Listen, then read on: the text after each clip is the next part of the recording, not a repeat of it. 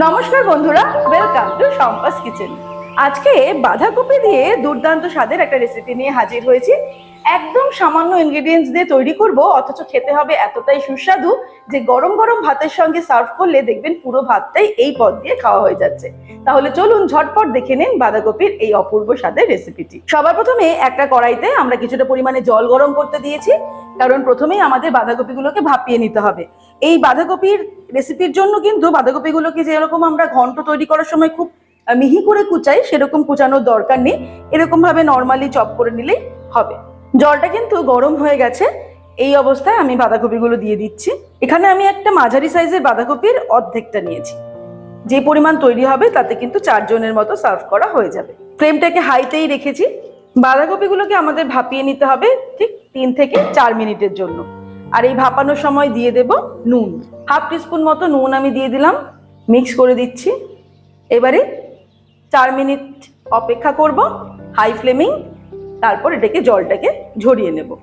4-5 minute আমি এটাকে ভাপিয়ে নিয়েছি হাই ফ্লেমে। এবারে আমি ওভেনটাকে অফ করে দেব। আর এই বাঁধাকপিটাকে কিন্তু আমি একটা স্টেনারে জলটাকে ঝরিয়ে নেব। তারপর ঠান্ডা হলে ফিরে আসছি। এবারে আমি একটা মিক্সির জার নিয়ে নিয়েছি। এর মধ্যে নিয়ে নেব রসুন। এখানে প্রায় 30 কোয়া মতো রসুন নিয়েছি। আর এরকম হাতের মাপে নিলেই কিন্তু সুবিধা হবে। এর সঙ্গে দিয়ে দিচ্ছি কাঁচা লঙ্কা। কাঁচা লঙ্কা আমি এখানে 6টা দিচ্ছি, তবে আপনারা ঝালটা নিজেদের স্বাদ অনুসারে দেবেন। এই রসুন আর কাঁচা লঙ্কাটাকে প্রথমে আমি পেস্ট করে নেব। কাঁচা লঙ্কা রসুনটাকে পেস্ট করে নেওয়ার পর তারপর আমি এর মধ্যে বাঁধাকপিগুলো দিয়ে দেব। বাঁধাকপিটা কিন্তু ঠান্ডা করে নিতে হবে, ঠান্ডা করে পেস্ট করতে হবে। বাঁধাকপিটাকে পেস্ট করে নিয়ে ফিরে আসছি। এবারে আমি কড়াই গরম করে তার মধ্যে দিয়ে দিয়েছি 3 টেবিল স্পুন মতো সর্ষের তেল। এই রেসিপির জন্য কিন্তু সর্ষের তেলই লাগবে। তেলটা যখন ভালো মতো গরম হয়ে যাবে, আমি প্রথমে দুটো শুকনো লঙ্কাকে একটু ভেজে নেব। শুকনো লঙ্কা দুটোকে ভেজে আমি তুলে নিলাম। এবারে এই তেলেই ফোড়ন দিয়ে দেব কালো জিরে। হাফ টিস্পুন কালো জিরে দিয়ে দিলাম। ফ্লেমটা একদম লোতে রাখবো। আর দিয়ে দিচ্ছি কুচানো পেঁয়াজ। খুব বেশি নয়, আমি একটা ছোট সাইজের পেঁয়াজ কুচিয়ে নিয়েছি। পেঁয়াজটাকে একটুখানি ভেজে নেব লালচে করে এই 3-4 মিনিট। পেঁয়াজটাকে ভেজে নিয়েছি। এবারে এর মধ্যে দিয়ে দেব হলুদ, হাফ টিস্পুন হলুদ দিলাম। আর দিয়ে দিচ্ছি হাফ টিস্পুন লঙ্কার গুঁড়ো। তবে লঙ্কার গুঁড়ো দেওয়ার ক্ষেত্রে একটা কথা বলে দিই, আমি এর আগে কাঁচা লঙ্কা দিয়েছি 5-6টা, সুতরাং ঝালটা নিজেদের স্বাদ অনুসারেই দিতে হবে। সেরকম মনে হলে কিন্তু লঙ্কার গুঁড়োটা স্কিপ করাও যেতে পারে। লঙ্কার গুঁড়ো আর হলুদ দিয়ে একটু ভাজা ভাজা করে নিয়ে এর মধ্যে অ্যাড করে দেব বাঁধাকপি, রসুন আর কাঁচা লঙ্কার পেস্ট দিয়ে দিলাম। এবারে এটাকে ততক্ষণ পর্যন্ত রান্না করতে হবে যতক্ষণ না সম্পূর্ণ জলভাবটা শুকিয়ে গিয়ে তেল ছাড়তে শুরু করছে আর এটা কড়াই থেকে উঠে আসছে। এবার এর মধ্যে নুন দিয়ে দেব। হাফ টিস্পুন নুন দিচ্ছি। নুনটা কিন্তু আমি একটু পরে টেস্ট করে যদি প্রয়োজন হয় আবারও অ্যাড করব।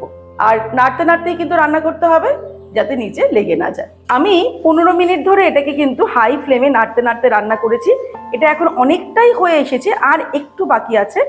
এবারে আমি এর মধ্যে দিয়ে দেব আর একটু নুন, কারণ আমি টেস্ট করে দেখেছি আরো হাফ টিস্পুন মতো নুন লাগবে। আর দিয়ে দেবো স্বাদ থেকে ব্যালেন্স করার জন্য হাফ টিস্পুন চিনি। তবে চিনির স্বাদটা ভালো না লাগলে আপনারা স্কিপ করতে পারেন। এবারে আর হয়তো মিনিট 5 করলেই রান্নাটা কমপ্লিট হয়ে যাবে। তবে নাড়তে নাড়তে কিন্তু করতে হবে যাতে কোনো মতেই নিচে লেগে না যায়। যখন মিশ্রণটা এরকম কড়াই থেকে দলা পাকিয়ে উঠে আসবে তখনই কিন্তু আমরা বুঝবো যে এটা কমপ্লিট। এবার আমি ওভেনটাকে অফ করে দেব, তারপরে সার্ভ করব। তৈরি হয়ে গেছে অপূর্ব স্বাদের বাঁধাকপির এই রেসিপি। এবারে শুধু অপেক্ষার গরম গরম ভাতের সঙ্গে সার্ভ করার। এমনিতেই এতটা সুগন্ধ বেরোচ্ছে, পুরো ঘর মমা করছে। দেখবেন পুরো ভাতটাই এই পদ দিয়ে খাওয়া হয়ে যাবে। আজকের এই রেসিপিটা অবশ্যই ট্রাই করে দেখবেন। আর ভালো লাগলে কিন্তু লাইক করতে আর শেয়ার করতে ভুলবেন না। এরকমই দারুণ দারুণ রেসিপির আপডেট পাওয়ার জন্য সম্পাস কিচেন চ্যানেলটিকে সাবস্ক্রাইব করে নিন। ভালো থাকবেন, সুস্থ থাকবেন। আমি আবার হাজির হব নতুন নতুন রেসিপির সঙ্গে। নমস্কার।